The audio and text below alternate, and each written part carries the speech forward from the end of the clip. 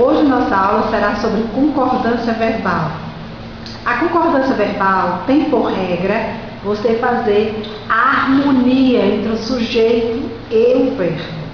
Concordar é compatibilizar o sujeito com o verbo. Sempre vamos identificar dentro de cada sentença quem está fazendo a ação e assim fazendo a harmonia, a concordância desse sujeito com o verbo. Veja na sentença: a vida não é feita só de rosas e paixões. Então, quem é o sujeito? A vida, que está sendo combinado com o verbo ser, é, na flexão é. Então, sempre vamos ter essa preocupação na concordância verbal de harmonizar, de compatibilizar o sujeito com o verbo. Você chega na sentença, pergunta quem fez a ação e, descobrindo esse sujeito, você combina ele com o verbo. Quando eu não tiver sujeito, eu deixo o verbo na terceira pessoa do singular. Na falta de sujeito expresso, ele não aparece na oração, ele não consta ali na sentença, ele não está no início nem no final, deixa sempre o verbo na terceira do singular. Então, essa é a regra geral da concordância verbal. Mas existem casos interessantes, desdobramentos dessa regra. Você tem sujeitos simples em que o verbo pode aparecer antes do sujeito ou depois do sujeito. Quando ele aparece depois aqui, as saúvas eram uma praga. Você sempre vai combinar perguntando quem era uma praga? As saúvas. Aí combina o sujeito com o verbo.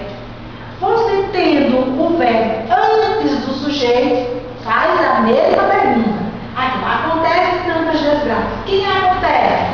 As desgraças. Então você combina o núcleo do sujeito com o verbo. E se esse sujeito for composto, formado por dois núcleos, dois agentes, você faz a mesma coisa, combina o verbo com esses dois núcleos. Então, tendo na sentença, o mapa e os dicionários chegaram. Sabe, chegou? Porque chegaram duas coisas, o mapa e o dicionário.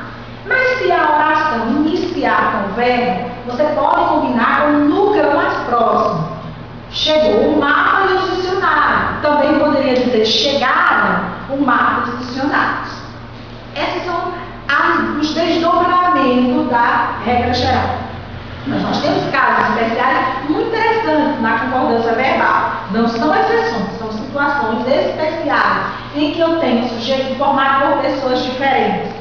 E, incluindo dentro dessas pessoas o pronome eu ou nós, o verbo vai ficar sempre na primeira do plural. E se não tiver nem eu nem nós, o verbo vai ficar na segunda ou terceira do singular. Então, veja o exemplo: Léo, Maria e eu. Como tem eu, você vai dizer fomos à praia.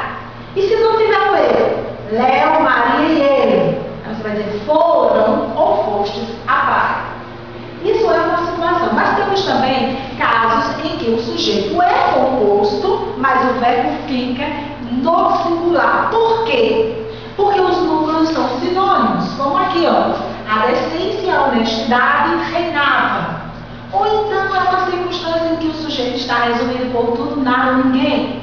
Dinheiro, fama, viagem, tudo é fantasia.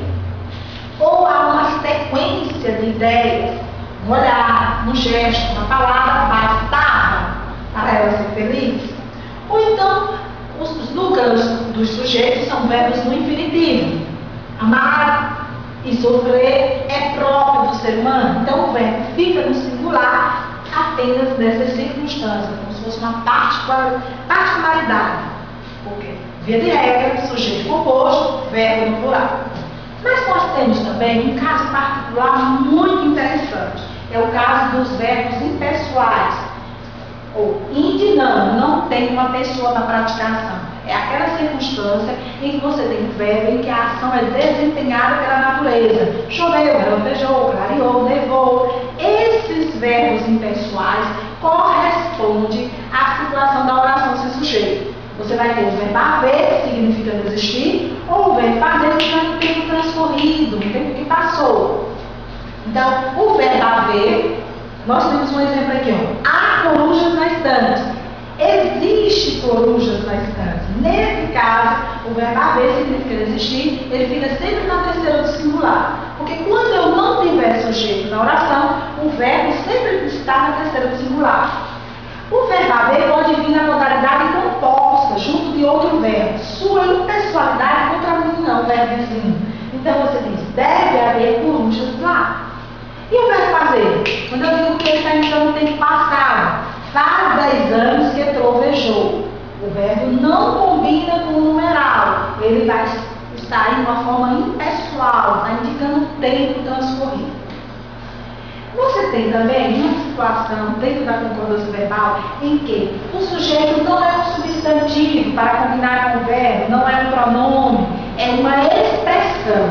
Essas expressões podem ser chamadas de expressões partitivas. É aquelas expressões que dão a possibilidade de você fazer duas concordâncias, deixar o verbo no singular ou no plural. Toda expressão partitiva permite isso. Então, que expressões são essas?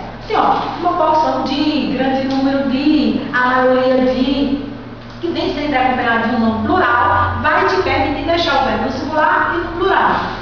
Ou então, quando você tiver a expressão um dos que, uma das que, ou quando tiver aquela expressão nenhum nem outro, um e outro, sempre a possibilidade, existe sempre a possibilidade de você deixar o verbo no singular ou no plural. Então, são chamadas expressões partitivas. Só de fé quando você tiver a expressão mais de ou menos de ou cerca de, que vem acompanhada de um numeral. E na concordância verbal sempre há um casamento do verbo com o numeral. Você diz assim, mais de um estuda latim, porque você combina com o numeral 1. Você vai fazer mais de 10, aí seria estudam latim. E quando houver como sujeito uma expressão numérica, você vai combinar com o número inteiro. Então você tem 1,98%, não é 12, é só 1. Então, só combina com o número inteiro. Então, 1,98% dos alunos estuda, porque em português não se arredonda os números. Então, essa é uma pequena sinopse das regras mais salutares dentro da concordância verbal. Existem outras particularidades importantes que eu disporei nas próximas aulas.